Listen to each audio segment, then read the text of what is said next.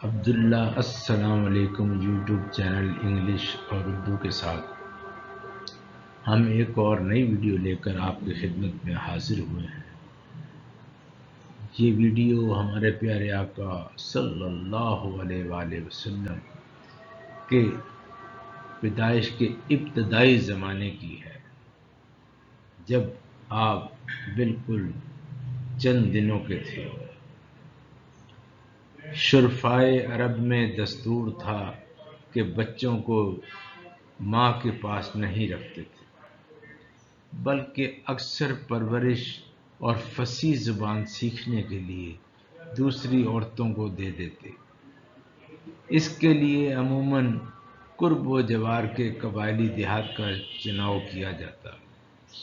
بچے دیہات کی کھلی آب و ہوا میں پرورش پاتے اور پھر چند برس کے بعد واپس لوٹ آتے۔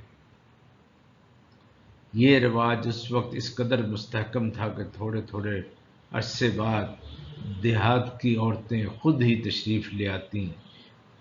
جو بچے اس مدت میں پیدا ہوئے ہوتے انہیں ان کے ماں باپ کی مرضی کے ساتھ لے جاتی۔ میرے آقا صلی اللہ علیہ وآلہ وسلم اس کائنات میں رونق افروز ہوئے تو شروع میں 7 دن اپنی والدہ حضرت بی بی آمنہ رضی اللہ تعالی عنہا کا ہی آپ نے دودھ پیا۔ اس کے چند دن بعد تک حضرت صوبیہ رضی اللہ تعالی عنہا نے آپ کو دودھ پلایا۔ اسی اثناء میں قبیلہ بنی سعد کی چند عورتیں بچے لینے مکہ آئیں۔ ان عورتوں میں حضرت حلیمہ سعدیہ رضی اللہ تعالی عنہا بھی شامل تھی۔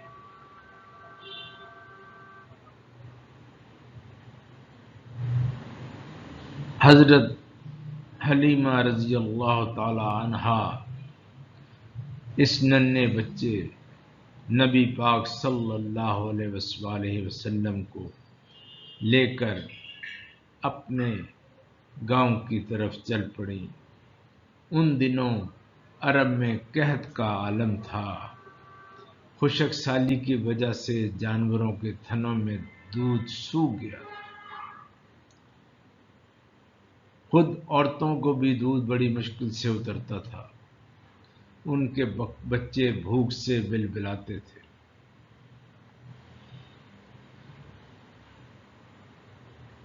حضرت حلیمہ رضی اللہ تعالی عنہا کا بیان ہے، جس دن میں نے سرکار کائنات صلی اللہ علیہ وآلہ وسلم کو گود میں لیا، ہماری حالت یکسر بدل گئی۔ سبحان اللہ، قربان جاؤں اپنے آقا صلی اللہ علیہ وآلہ وسلم کہ ہر شخص آپ کی تعریف اور توصیف ہی بیان کرتا ہے۔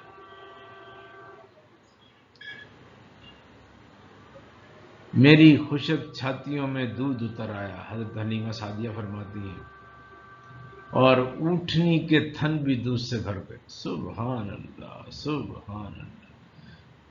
ان کا اپنا بھی ایک بچہ تھا۔ دونوں بچوں نے خوب سیر ہو کر دودھ پیا اور ہم نے بھی خوب اونٹنی کا دودھ پیا۔ یہ حضرت حلیمہ سعدیہ فرماتی ہیں۔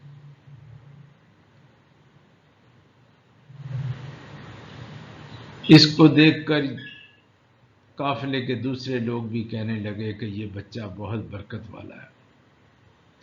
حلیمہ سعدیہ رضی اللہ تعالی عنہا بہت خوش تھی کہ انہیں ایسا سعادت مند بچہ مل گیا ہے۔ جب اپنے گھر پہنچی تو باقی بکریوں کے تھن بھی دودھ سے بھر گئے، جبکہ گاؤں کے دوسرے جانوروں کے یہ حالات نہیں تھے۔ بس حضرت حلیمہ سعدیہ اور ان کے گھر والے اس خوش نصیب بچوں پر 100 جان سے فدا ہو گئے اور ان کی پرورش میں کوئی کسر نہ اٹھائی۔ 2 سال کے بعد میرے آقا مکہ واپس حضرت آمنہ رضی اللہ تعالی عنہا کے پاس واپس آئے۔ ماں اپنے بچے کو دیکھ کر بہت خوش ہوئی۔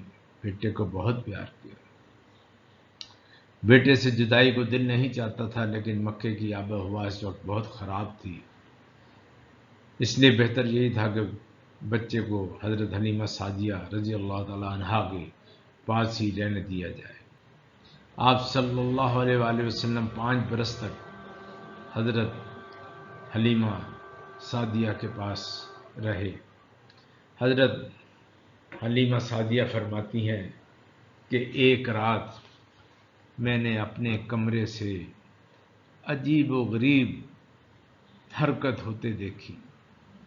ایک دم میں نے دیکھا کہ باہر بہت زیادہ روشنی ہے، تو تھوڑی دیر کے بعد میں نے دیکھا کہ بالکل اندھیرا ہے۔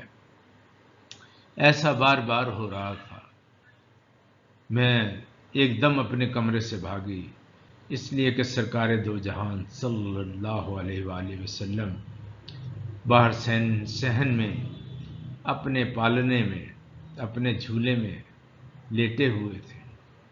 حلیمہ سعدیہ فرماتی ہیں جب میں جھولے کے قریب گئی، میں نے جا کے دیکھا آقا دو جہان صلی اللہ علیہ وآلہ وسلم ایک چھوٹے بچے مسکرا رہے ہیں، آسمان کی طرف دیکھ رہے ہیں اور مسکرا رہے ہیں۔